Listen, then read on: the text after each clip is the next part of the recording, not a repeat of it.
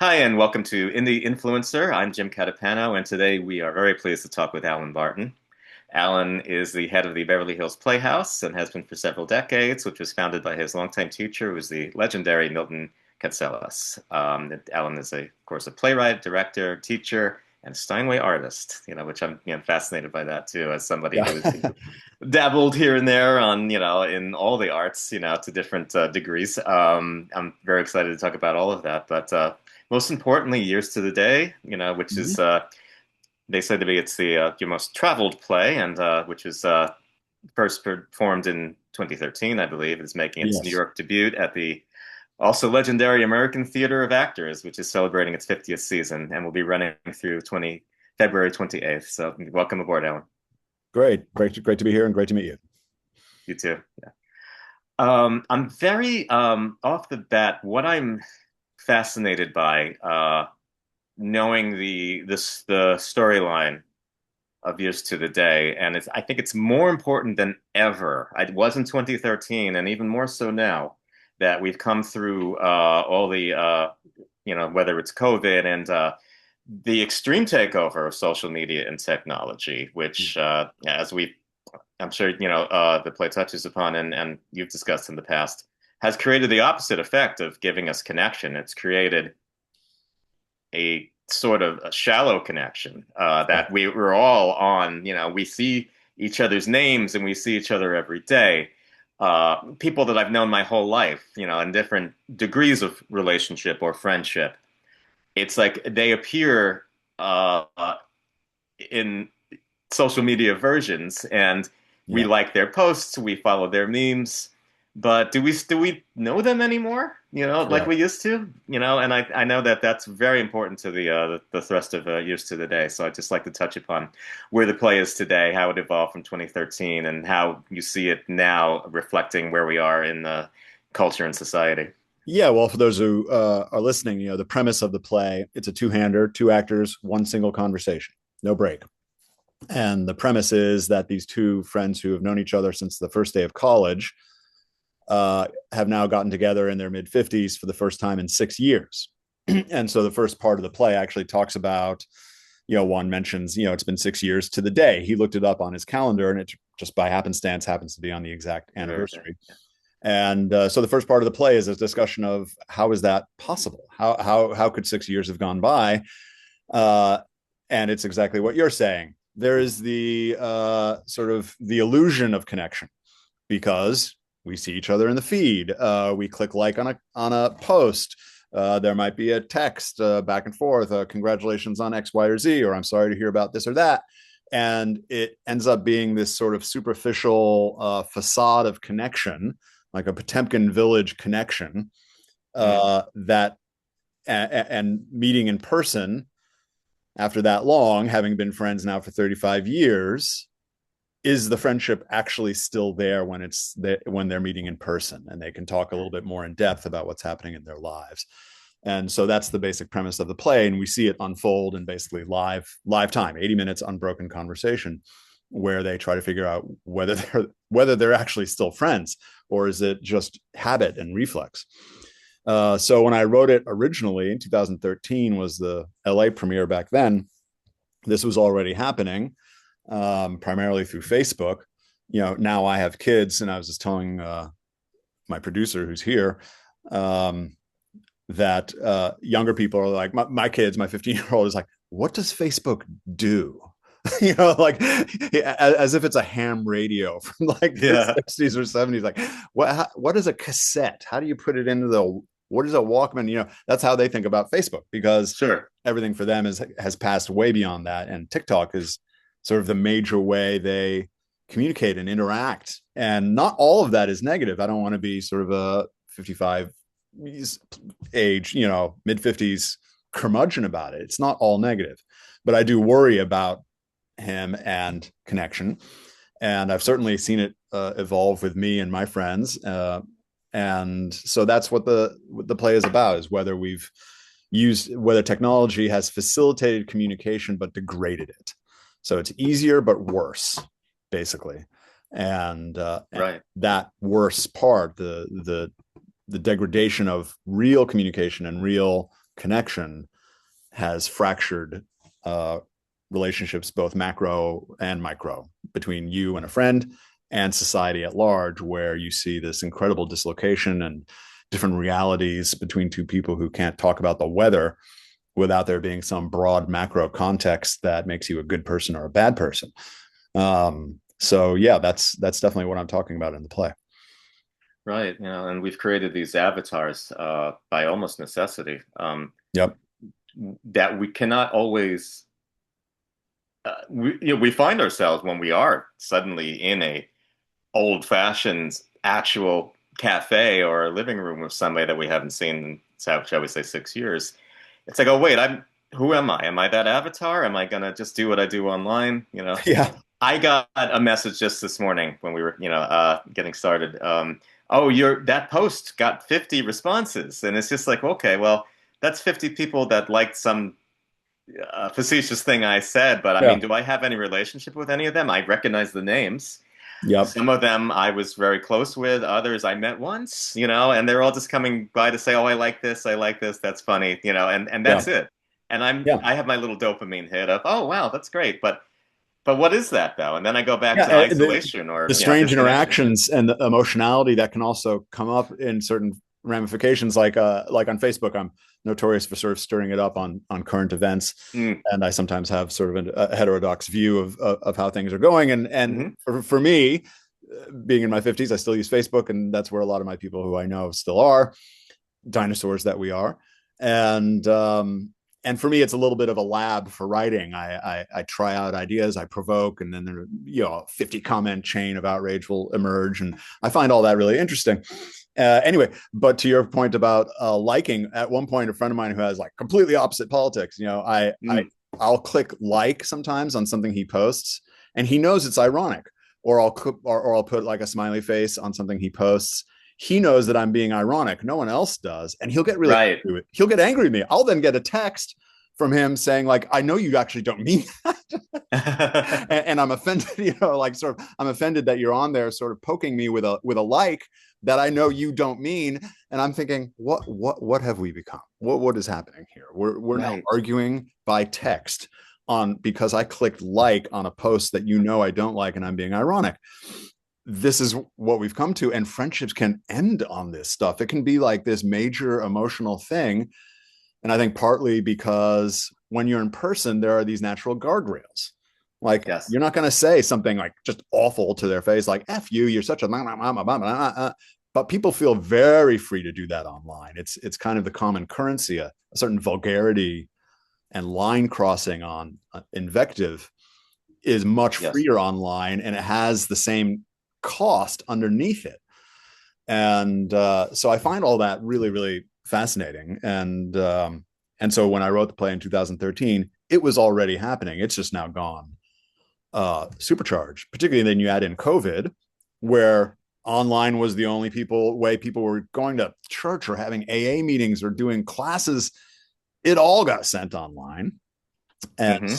And more you might meet someone, you're like, how long has it been? And you have to add in the sort of the 3 years where no one saw anyone because of COVID.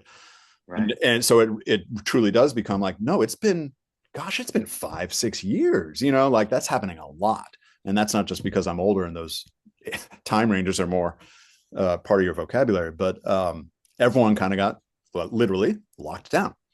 Right. And I think that was really, really destructive, even though, they can say, well, thank God for technology because people had some kind of connection. And my point of view was, yeah, but if we didn't have Zoom technology, maybe we would have been less tolerant of the lockdowns. And Sure. we would have said, absolutely not. Like, there's a rational response to a flu pandemic, and there's an irrational, sort of compulsory separation and disconnection. So Yeah. all of this is, to me, it's just super fascinating, and I love writing about it and thinking about it and trying to bring it to life in a dramatic form that is entertaining. So it's not a sermon, Right. but hopefully pokes fun at the human condition. Certainly. Yeah. And I think, it's funny looking back on that, which is still very present with us and everything that's happened in that lockdown. I saw friendships be taken back up, Yep. friendships returning temporarily. Uh, Mm-hmm. odd things would happen. People disappeared. There's people I Yep. haven't seen since before that Well, lockdown some that I people kind of went into a cave and they never came out, and some right. people came out of the cave and they were different. They Uh, were, they they were, or they lost never their came out.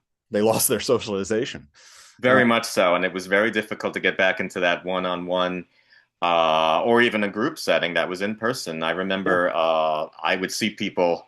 We would get together on Zoom chats, and but it was still there was a certain amount of distance because of the nature of things. hmm And these are people I still don't see in real life. We just, they that was our lockdown activity, and it's like, and I yeah, would say, well, why don't people do that now? It's like because they don't need to anymore. And then yeah. I've had people come back and say, I wish we were still in lockdown, which just that blows my Whoa, mind. I couldn't.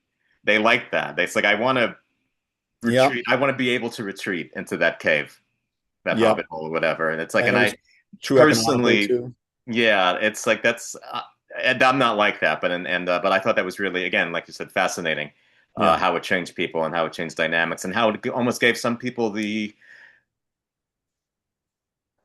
free pass to not interact. permission to disappear. Yes, exactly. And Yeah, and everyone does have that permission, and some people want to, and that, I have no judgment on someone who wants to be sort of more hermetic in their style of living, but right, it added a sort of a social and a governmental and an economic um, sort of imperative. right. It became a value good proposition, about safety, about you Yeah, became a good person for separating yourself because of whatever beliefs right. about contagion. And this is not about a debate about the pandemic or the flu. Yeah, It's just, right. it gave it an extra impetus. It became less a curiosity of the individual and became kind of uh, a moral good to separate yourself. And I think Yeah, we're still fighting our way back from that to figure out, like, I don't know about the moral good of it. I think right. maybe it's better to engage in the friction of real life and get out into the cold and meet someone in a restaurant and have a conversation. you know, I hear you. Yeah, yeah, it's like I know it's a lot of people were, apart from the moral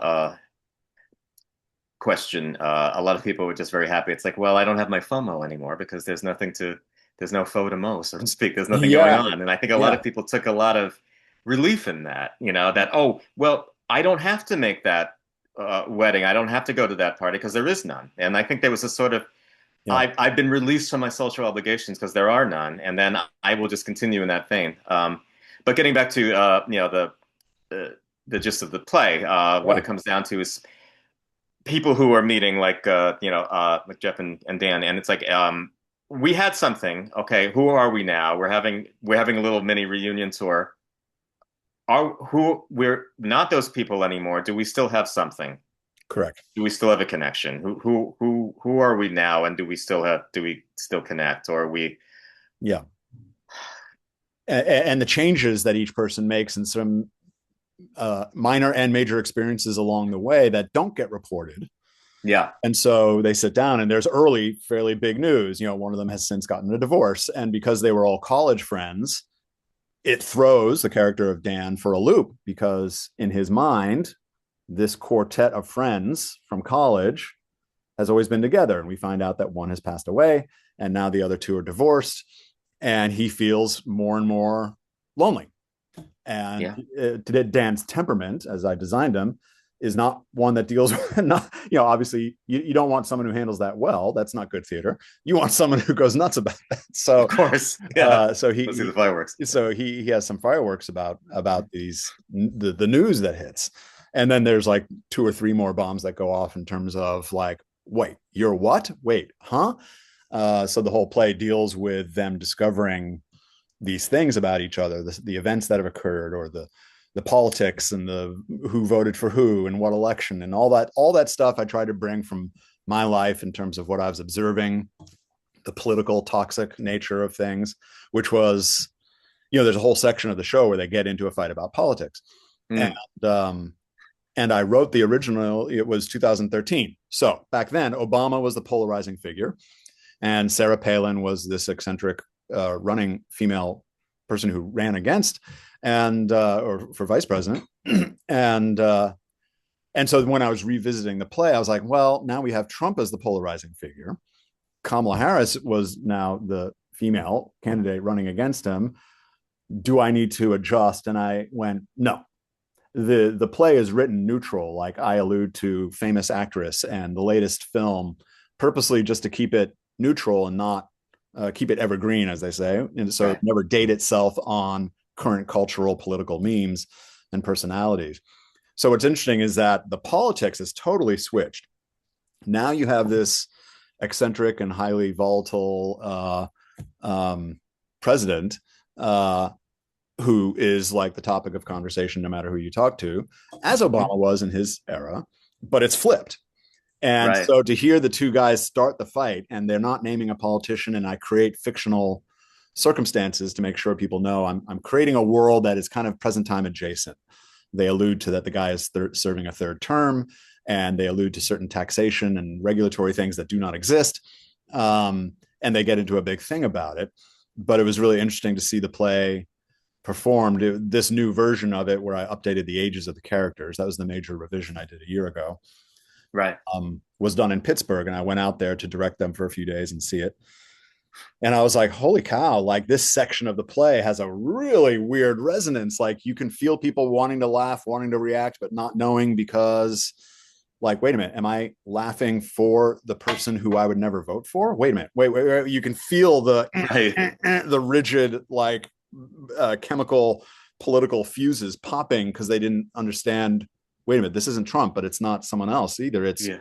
who is it? Who's on what side? Exactly. How do I respond? Yeah, I'm who do I laughing, root but should I for? be angry? How should I feel? Exactly. And I Yeah. think that in itself, when I watched that happen, was sort of delicious because I went, yeah, that's kind of what I was trying to do, is challenge people's assumptions and who they're rooting for and why, and what that does to individual friendships. Because I'm Right. sure you've observed in your life, not knowing who anyone votes for, in the last 10 years, since this guy came down an escalator, like mid 2015, whatever it was, it's just been nonstop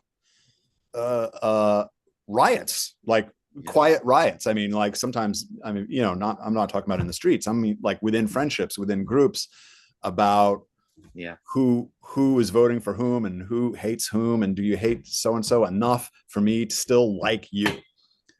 And a lot, People are afraid yeah, to go to and family gatherings in because they Los don't know what's Angeles, going to happen. particularly in the entertainment business, Yeah. there's a tremendous amount of sort of tribal slash political fusion that if you're outside the tribe on that, you will be blacklisted. Like you will not get invited to the parties. So there's a tremendous amount of fear about sort of coming out as something other than what people expect. And that's, again, I'm trying to keep it separate from Trump, because that's, to me, just has become tiresome. But what's underneath it is important. Yes. Yeah. And then just the nature of connection and friendship, and the permanent elephant in the room that I think has become something even stronger when, especially if your relationship has only become an online one, the world of likes and memes, and Mm-hmm. it's like you see that person in person, and suddenly there's this a lot of that hesitation of Yep. where do we go? What do we talk about? Who am I? Am I the avatar? Am I the person they remember? Can Yep. I show them who I am now, and will they accept me? Yeah, well, I went through a play. My most recent play that I wrote in 2023 is a play called Outrage, and it was a fairly autobiographical piece because in 2020 I got canceled.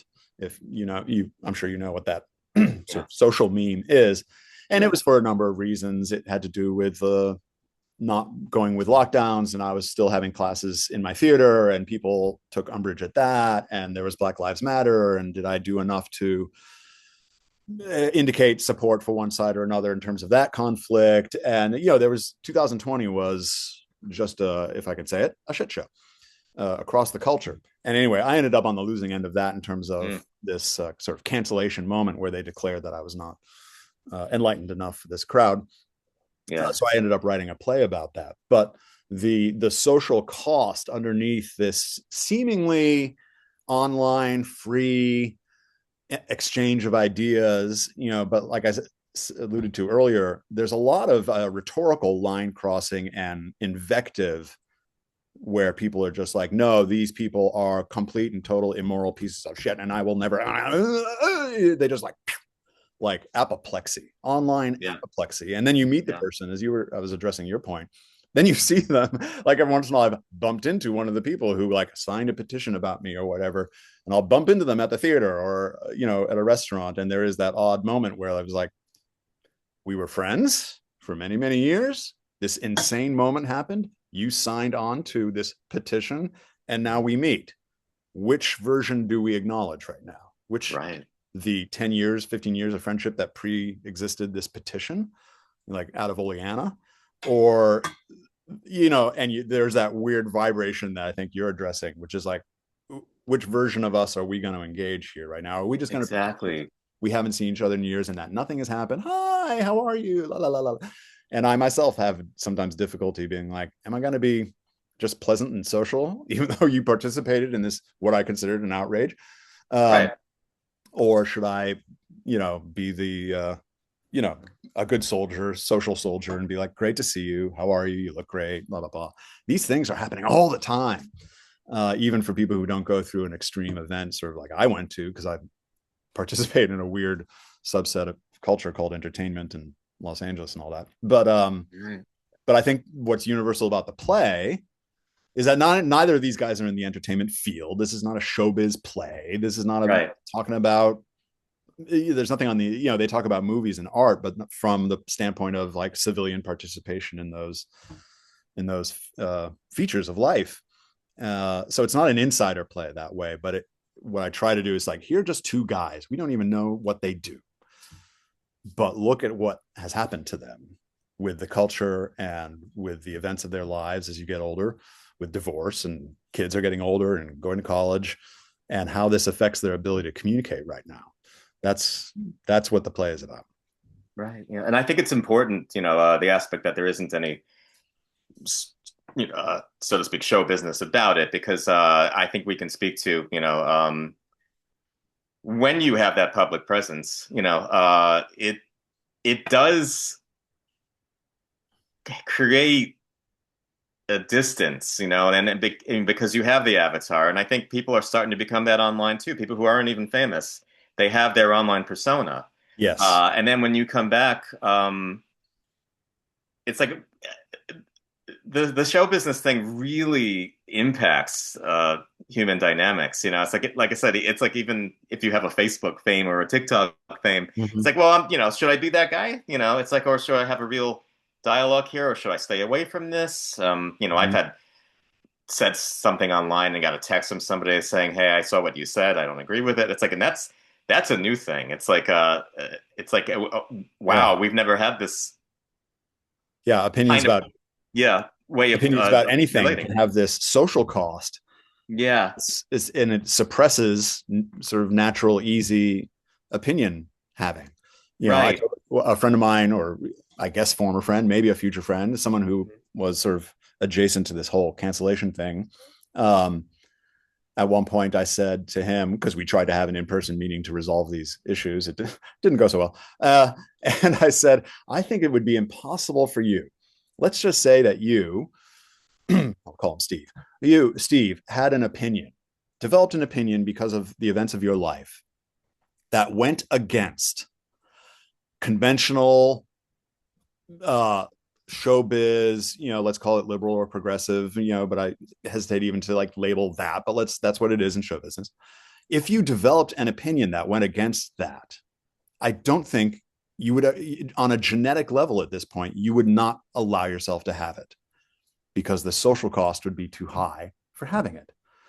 Yeah. And he got super mad at me about that. Like, oh, I am so insulted that you would say that. And I'm like, okay, well, tell me a single opinion that you've expressed ever or developed on your own that would go against the New York Times editorial page. Mm-hmm. And he, it got a little flummoxed there. But this underlying social penalty for violating opinions that you say I just you probably made some offhand remark that you thought was humorous about something that was maybe not even that important, and bing, text message 5 minutes later. What do you mean? Right. What's going on? And I'm like, hey, people, easy. Take it easy. Yeah. It's just an opinion. Like, I haven't Right. done anything to anyone. I just expressed an opinion. But what's happened Right. is that expressing an opinion has now become a transgression. Like, it's the moral equivalent of having like punched someone in the face. Right. Yeah. And And not expressing an opinion is just as yeah, well, that's where I got in trouble dangerous. in 2020 when the Black Lives Right. Matter riots and all that was happening. There was kind of this convention that you had to post a black square for your profile photo, and everyone was doing this Hmm. thing, if you remember. And I just chose not to. In terms of the Playhouse, Hmm. those Playhouse social media channels, I was just like, I'm just going to stay out of this. Mm. That was generally my PR during times of social tumult, was just get quiet, let it pass, re-enter. But at that moment, it wasn't good enough. So it was like what I didn't say became the offense, because I didn't get out Exactly. there with a black square and a proclamation and vows of whatever, chastity or enlightenment about theater. If you remember, there was a huge movement in the theater about Mm. what you will do and how will you adjust your programming and your staffing and your budgets to align with the events that had been going on in 2020. It was a very impassioned and sometimes vicious moment. And Yeah. so, yeah, that was exactly to what you were saying. I got like severely punished for not saying something, Right. for And I've really seen, for just saying quiet. yeah, for just staying quiet. Yeah. I've seen people get chased Silence is violence, offline that whole thing. Yeah. for not taking a position or not talking about it. Like somebody will say, "Oh, I'm on the beach reading this book and it's really good. You should read it." And then people, especially if they're a celebrity, will come on and say, "Why aren't you talking about this?" Yeah. It's like I just wanted to say I like this book, and it's like it's like, and it's not even them saying one thing or the other. They're just Yeah. not discussing that. You seen it at the Olympics. Oh, you cheered for that gold medal guy and he doesn't vote like you, or she doesn't vote Mm. like you. And like, why did you cheer them winning the gold medal? And you're like, what is happening? Like, guys, everyone, Yeah. let's lower the temperature. But it's very difficult. It's not lowering, as you can see. No, Yeah. it's not. And what I wanted to, most interesting to me is a point that I wanted to make, just thinking about this whole situation and about not only the experience of having the two guys get together in real Mhm. life, but I think there's a certain, for lack of a better word, poetry to the fact that this is a theater piece, and Yes. we as viewers are getting together the old-fashioned way, shall we say, to Yes. experience something in real time that is about two people Mhm. with none of the nonsense of social media or tech or AI or anything. It's just Mhm. this is the way that we used to Yeah. experience things, and theater is like one of the last places where you can do that. Where because Correct. with movies, people watch them alone at home They watch them two alone or at three home. people. And even if you go to a theater, which people are not doing as much anymore, even to Mm, see a movie in the theater, they're on their cell phones in the theater. They're walking in and out. They're doing concessions. They're doing this and that. Theater is really, I agree with you, kind of the last place. It's partly self-selecting. The people who go to the theater appreciate theater generally. mm, And they appreciate, I think, sort of the ethics of sit down, be quiet, put your cell phone away. There's no popcorn. Like, so culturally, and its form, and it's the people who enjoy theater, there is that moment. This is 80 minutes, which is pretty short, but whether it's two acts, 3 acts, 2 hours, 3 hours, 1 hour, there is that sense of we are here to bear witness to something unfolding live and in person in front of us. So in a way, the themes of the play, it's like form and content, like the form and the content line up with this really interestingly, because what the play addresses is, on a macro level, what we're seeing happen via the form of theater. Sit down, right. be quiet, put away the phones, and listen. And you don't get to react and throw things and type vile comments 5 minutes after someone says something, or 5 seconds Right. even. You just have to listen to the whole way through. And what we found that is interesting is that young people who have seen the play, like people in their 20s, love this. Like there was a group just this last weekend in LA. We did an encore weekend to prep for New York.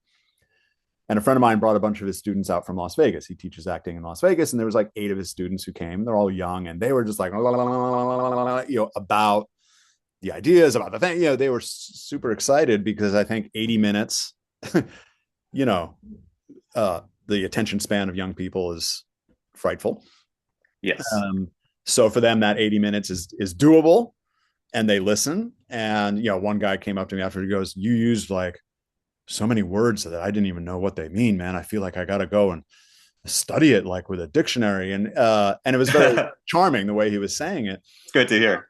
But I was like, okay, good. That wasn't my intent, but I'm glad that a young person was like, I think I need to know more. Hmm. And hopefully theater at its best makes you think you need to know more, do more, communicate more in a certain way. It's a communal activity.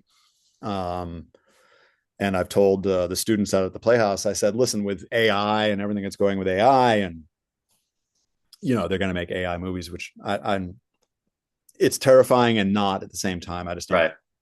It'd be the equivalent of like, I'm going to go to Carnegie Hall and watch a computer play a symphony. Yeah. No one's going to do that. Like, there's just maybe one as an eccentric novelty thing, but not twice. People want to go and Yeah. see musicians. Just to But say I checked it out, but it won't become a thing. That's not yeah, what people I mean, want. even Yeah. back in the days of Pixar at its height, it was because you knew the actors underneath, and they got name actors. And you were like, that's Tom Hanks, that's Tim Allen, that's so and so, that's so and so. And that Sure. life, that personality of that actor gave all of Pixar, giving all credit to them in terms of technique and Sure. storytelling, and all that was brilliant. But underneath, there are real people. Human element. And and you can see it with Maybe Happy Ending, which I don't know if you've seen that, but I saw it last year, and it was just completely beguiled. It's just a completely inventive, exciting story about robots. Why is it exciting? Because there are live actors up there Mm-hmm. inhabiting the life of a robot, and the movements and the choreography, and how they would deal with each other, and what they're programmed to experience. And it's so unbelievably human because we're watching humans. You take Maybe Happy Ending and have computerized characters do it as animation, no fun. Like, to Right. me, the magic would be completely gone. It's the fact that we're in live theater, seeing live people uh, Right. With people. do that. It's a bit of magic. It's like, and that's where it sits. So with all of the AI and the fear of AI, I think live performance, whether music or theater, whatever you want to say, stand up, I don't care, is going to be more and more valuable, because it'll be the only place where you can say, I know what's happening. I can see it. I'm sitting here. The actors are right over there, and it's happening in front of me. And that the danger with AI is the fake videos and the and all that stuff. That's going to be perilous for politics and stuff Yeah. as Absolutely. that develops. But theater will always have that validity. I'll tell the actors, that doesn't mean you're going to get paid a lot of money, but it's going to have a No. lot of value. And we're going to have to assess aesthetic value, social value, and differentiate that from money value. Right. Maybe that's a good thing in the end, so that people know why they're doing it. Yeah, I'd like to think people will come back to that because I mean, my experience is when it does happen, everybody is so thrilled by the getting back to that connection. It doesn't happen as much. It still seems to be a hard sell, and many of my colleagues and I have said because I've dabbled in local theater, I've dabbled in music. It's hard to get people out, especially after that whole COVID thing where people said, "Oh, I'm good sitting on my couch and popping in whatever I feel like and stopping it whenever I feel like. And now there's nobody else watching it. And, but they seem to have accepted that. And there's a Mm-hmm. few of us, I'll call myself a purist, that really feels that you cannot beat the once in a lifetime. I am seeing these actors right now with these people. We are having this Mm-hmm. connection, even if we don't know each other. It helps if you do, if you have a group. I'm planning theater excursions with friends of mine now just to sort of get back to that way of doing things, which Yeah. has sort of fallen out of favor. We certainly don't go to the movies anymore. And because it's like, well, why would I do that if I have it? I can get it right here in 2 weeks. And that's really Right. ruined not only the experience of witnessing the art, but almost entirely removing the communal thing. Yes. You might see somebody, and of course, all conversations are, "Oh, do you watch this now? Do you watch that now? Did you see this now?" It's like, and Mm-hmm. then they go, "Oh no, you have to go watch that," and it's just like, and then we can connect again because you've Yeah. watched the show that Exactly. I've Like, watched. yeah. Like, have you watched the streaming show? Like, I now have to have a separate note on my phone where I write down all of the series that people are like, you didn't see this, you got to watch Hmm. this. It's like, I'm like, how many episodes, how many seasons, like how much time will I have to dedicate to feel I'm connected to this thing that everyone is talking about? Right. uh, I feel it's sort of my job to be aware of what everyone's talking about, even if I wouldn't go see the movie myself. But sometimes there are those ones that come out, you're like, I guess I got to go check it out so I know what everyone's Right. talking about. And I Yeah, prefer, and it's another level of that tribal thing where it's like, not, it steps below, oh, this is the way we feel about this situation. It's also, but oh, I'm not part of this, so I'm not in the group. It's like I can't contribute. yeah. Well, it's interesting with watching my kids with Stranger Things. Mm, It's all three of them. I have 18, 15, and 12. And the 18-year-old was into Stranger Things when it first came out, or within a few years. I think it had in a way, it got a renewed interest, maybe the early pandemic. I can't remember. And she was like just binging it. And now they've had to wait 5 years for the final season. I kept on joking. I'm like, these actors are going to be like on Social Security, but how are we going to believe? Um, and then but her interest passed down to the 12-year-old who like devoured it all, and then of course I'm sorry, the 15-year-old, then the 12-year-old didn't want to be left out of what the other two siblings were in, so he on his own like binged it all the way up until like the release of the fifth season, the final season, and then all the way through that so he could catch up to belonging with his siblings and what they were talking about. So these things still have cultural power by all means, but the fact that all that happened separately with them basically binging the show mostly on their own, sometimes they'd get with friends and do it. um it's both sides of the equation. Like I guess I'm glad there's still a show that attracts so much cultural attention, like the old water cooler kind of yeah. conversation. I'm glad that still exists and Stranger Things did its job there.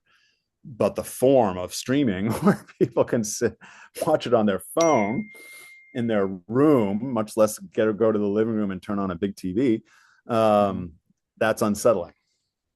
Yeah, it's the convenience is destroying what could be a much more powerful experience. Yes. And some of us are aware of it. Some of us are Because accepting yeah, it. I was 10 when Star Wars came out, or Mm, and I remember going to see it 7 times in the local theater, paying at that time $350 and using savings and begging my parents to go again, and it was, I mean, that was the cinematic pivot point. I mean, maybe Jaws before that, but Star Wars, whoa. And I still remember. hmm. And I'm wondering, do kids Same. these days have that kind of thing in the culture that can be this thing around which they gather, because so much of it is TikTok based and TikTok is 30 seconds at a time. That part is terrifying. Yeah, that's a huge part of it, that the attention span thing. And then I remember, I was at a concert a few months ago, and there was I think a teenager, I guess it was, but they were playing games on their phone sitting there, and it's like, well, Yep. maybe they were dragged to it, but that's a shame. At least try to experience it. It's like a Yeah, and the yeah. attention span, like it's interesting with my 15-year-old. It's interesting watching it, like he will gravitate to movies based on memes Mm, that come from the movie. Like he showed me a meme from the movie Whiplash. And because he's in sports, so it was a similar dynamic of like the tough coach, right? um and he was showing me memes and it cracked him up, and I said, well, that's actually a movie you would probably really like, even though you're not a musician. It has universal. So he watched it, flipped out about it. I mean, he loved it. He's seen it like 3 or 4 times. He's brought his friends over. That became something. The other night he came in, he goes, I want to watch a movie. And I'm like, oh, okay, what do you want to watch? He goes, do you know the movie Meet Joe Black? I'm like, Meet Joe Black? That's like late 90s, I think. yeah. Why do you want to watch Meet Joe Black? And it was like a friend of his sent him a meme. And Hmm. based on the meme, he wanted to see the context for it. So it's very interesting to see like young people now, like it's almost, again, it's not all bad. He Yeah. wouldn't watch these films unless a meme drew him to it and attracted him. Right. So and then he really does enjoy it. And then he'll sit down and watch a whole movie. Meet Joe Black is 3 hours. The kid stayed up till 2 in the morning. I'm like, I'm going to bed. I'm tired. He stayed up until Right. 2 in the morning, watched the whole thing. Incredible. See, that's something really special. I have to say, just an aside, and yeah, I've had a thing for starting to watch the young YouTuber actors who are watching old movies and just getting so much joy out of the joy that they're getting from them. And they'll say Yeah. the same thing. It's like they'll hear a line and go, "Oh, that's where this is from," you know. Right. And they'll be. I mean, I saw a kid watch 12 Angry Men, and they Oh, were wow. absolutely enthralled by it. And I said, this is some hope right here." I'm Because not even there's aware of that. So this is a YouTube channel where you see yeah. kids watching old movies. Yeah, or like young, Gen Zers, Yeah. watching, classic movies, and Oh, that's more great. often than, yeah, it's there's something very special about that, and it gives me a real rush of joy to see that because they have like 12 angry men, so the 12 guys in the room arguing. Yeah. She Well, loved it. the Yeah, whiplash thing has like, now every day I hear one of the kids say like, "Are you rushing or are you dragging?" Like it's just, it's such a classic scene. It's so yeah, delicious. And so I'm like, oh, thankfully, I'm still happy that like a movie can draw in their attention and become part of their lexicon. But absolutely. it's interesting they're generally getting attracted to it through TikTok and memes about a movie that they haven't seen, and Yeah. they have to wire up the connection. Yeah, or also learning about a musician because there was a TikTok video that had that song in it. It's like Mm-hmm. however they get there. I mean, we used to appreciate classical music because we saw it in Bugs Bunny, so it's like that's how we got there, and a lot of us fell in love with Yeah, the List source Hungarian material. Rhapsodies. Like our generation has the List Hungarian Rhapsody #2 in our heads, and we don't know it because it was used for Bugs Bunny. Uh-huh. However Like you get there, however you get there, I guess, is worthwhile. Yeah, yeah. I wanted to ask, just in terms of like, opening tonight, which, very Yes. excited. What would you say to people who are maybe those people that are like, oh, I don't really go to the theater anymore? It's like, about what they can take away from this particular experience and then also from theater in general today. I think this one is just like it's not. It's a funny play. There's a ton of laughs in the play. It's 80 minutes long, single conversation. The friction in terms of man, because I know some people are like, how long is it? And like, am I going to be getting out at 10:30 and it's freezing cold? And like there's Yeah. sort of considerations of friction. So there's Hmm. not a lot of friction to this. You walk in and you're walking out in 80 minutes, and I think by the end of that time, you will be provoked to think about things and recognize things. And it's one of those plays that I just kind of hit on something, like, because pretty much every time I've been at a performance of it, people come out and they're kind of buzzing. Their brain has been like activated, and Right. they want to argue or ask me this, or what are you alluding to there? What happened to Tony? Well, they want to engage with the ideas of it. And I think that's for any writer kind of the dream, is that you write something that people come out and want to talk about, and Yeah. in the way of and hopefully not, that was the worst 80 minutes I spent in my life, maybe not. Right.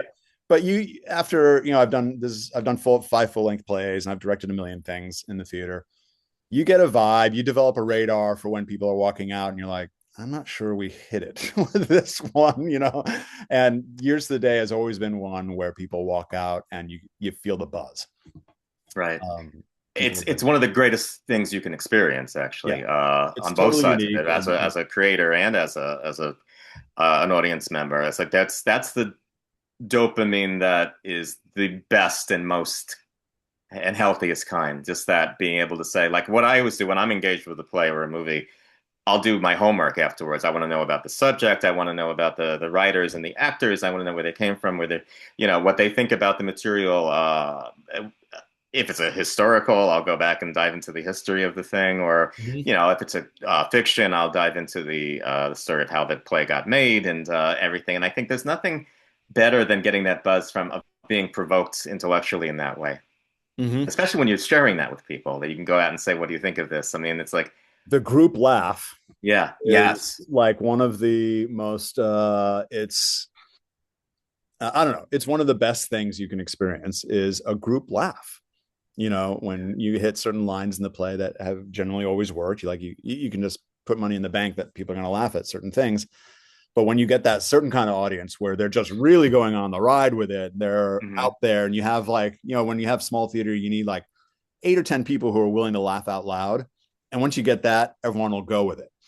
If you have one person who laughs out loud, that person will shut up because no one else does it. That vibe. right, So this is a play when you get that right mix. people really go on a ride with it, and it just comes at you fast and furious, comes out of the gate, and the language is somewhat stylized. There's a way that I write that deals, I'm a musician, so there's a rhythm and there's a music to the writing, which is very challenging for actors to learn. But these two guys, Peter Zizzo and Jeff LeBeau, are just, I couldn't ask for better actors to take on this material. And now with the number of performances they've had in LA and coming here, they really ride this music. This is a duet that just cooks, and they know each other's timing. They know each other's how they deal with the play. And it's just so much fun to watch. It's a fun play to watch and listen to. And I've never, it's a self-selecting group. I don't think people who really dislike the experience are going to come and find me to tell me that. That would be kind of, take a lot of effort to be negative.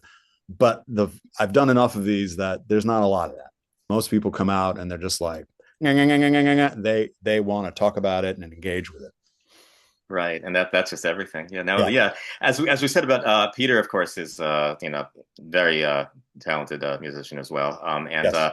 am I right in that Jeff is the Jeff of the play? Is that you had this Yeah, experience Jeff. with him? First of Yeah, all, I should say Peter and Jeff should have and would have been here, but the storm and the logistics interfered. And to get them focused and quiet and with Zoom at the time we were doing this, it couldn't happen.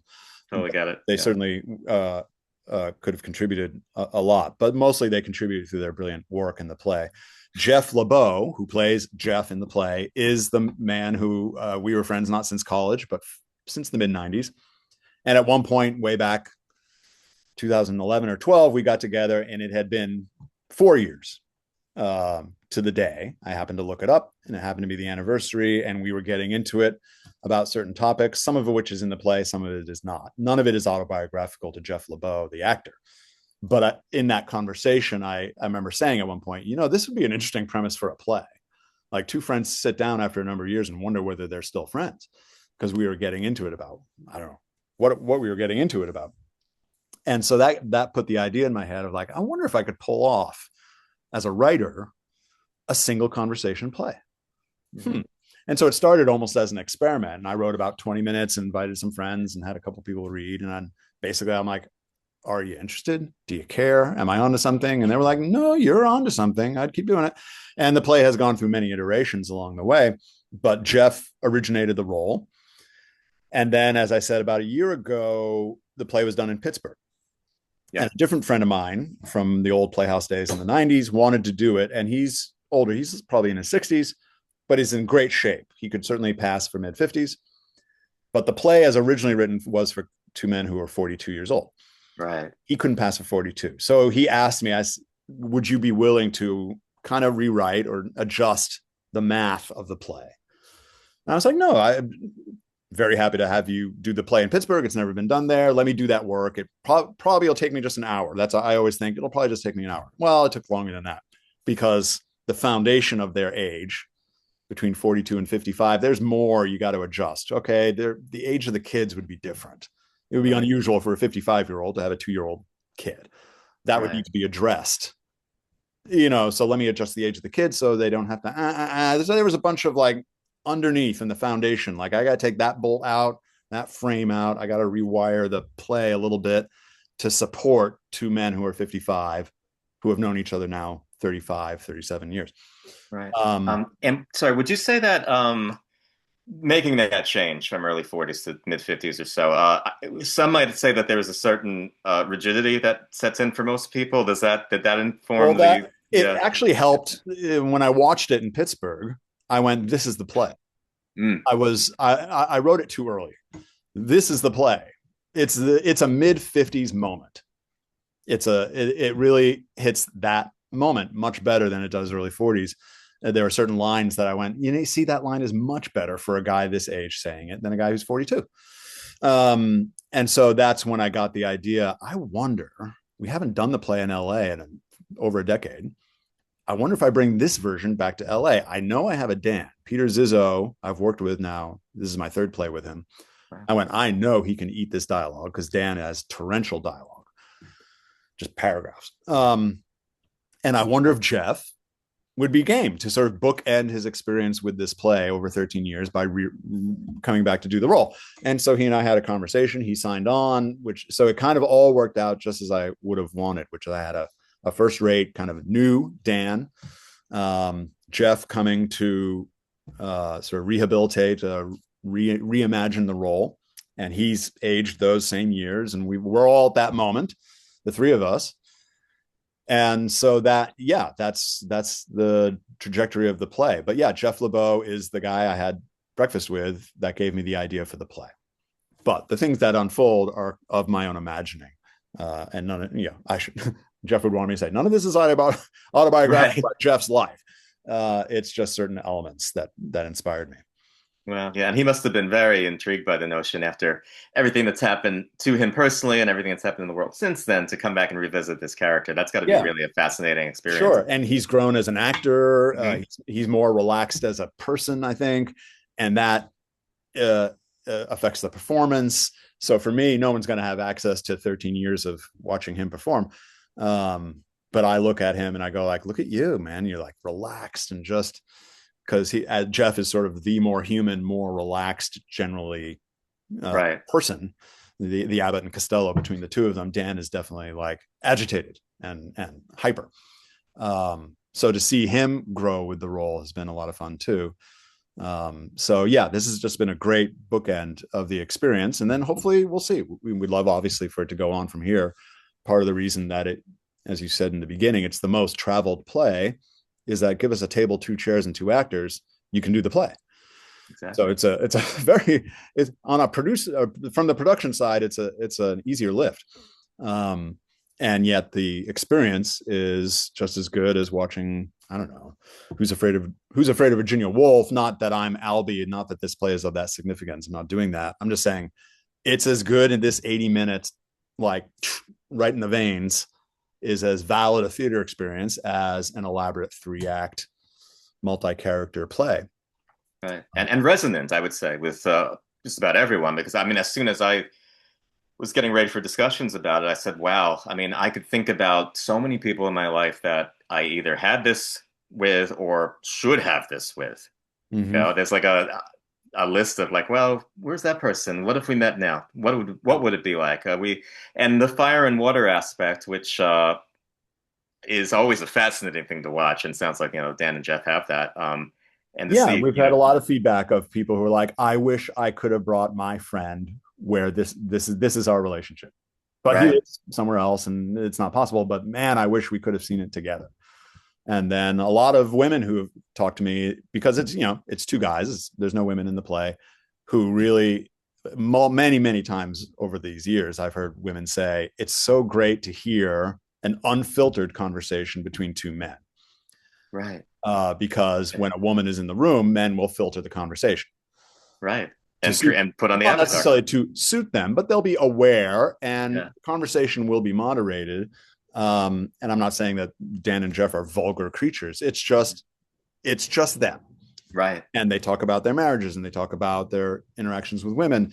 And a lot of women have come up to say, like, I really appreciated kind of the insight of like how you all actually think and talk. Right. What's the reality underneath, the Yeah, sports talk and the movie talk and the right. and what you see on Instagram or whatever? Because we all have, again, it's like it all comes back to that for me. It's like, well, who are these two people when they really sit down? And how brave are they to actually just come out and go with it and say, this is who I am now, even though that might Right. not be who you remember. Right. I wanted to ask, I guess as we wind down, since Yeah. it is opening night, and again, break a leg, I'm very excited to see it. What is it like as a director and a playwright to let the show sail? What's your Yeah. experience of that? I'm sure it's happened many times. Yeah. Let Why, the why are directors and playwrights in the bar across the theater getting drunk? exactly. uh, because they've lost control at that moment, right? Yeah, During rehearsals, during writing, you're in control. During the casting, you're in control. During rehearsals, if you're directing it, you're in control. And when the lights go down, you have lost control. And so that's why they're across the street getting drunk. A lot of people can't even face it.